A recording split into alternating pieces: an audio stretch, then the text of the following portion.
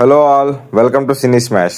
Here is the review of the movie LIK directed by Vignesh Shivan. నాకైతే average అనిపించింది movie. తీసుకున్న concept బాగున్నా కూడా ఎగ్జిక్యూషన్ పూర్తిగా ఫెయిల్ అయ్యారు. బట్ సినిమాలో మెచ్చుకోదగ్గ థింగ్ ఏదైనా ఉంది అంటే అది ప్రొడక్షన్ వాల్యూస్.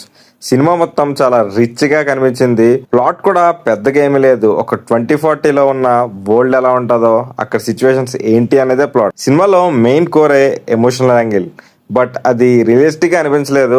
ఏదో ఆర్టిఫిషియల్ గా ఉన్న ఫీలింగ్ వచ్చింది. బట్ ప్రదీప్ రంగనాథన్ గురించి తెలిసిందేగా, తను ఉండడం వల్లనే ఈ మూవీ ఓకేష్ అనిపించింది. ఫస్ట్ నుండి లాస్ట్ వరకు తన ఎనర్జీతో పుల్ చేశాడు. సర్ప్రైజింగ్లీ కృతి శెట్టి యాక్టింగ్ కూడా డీసెంట్ గా ఉంది.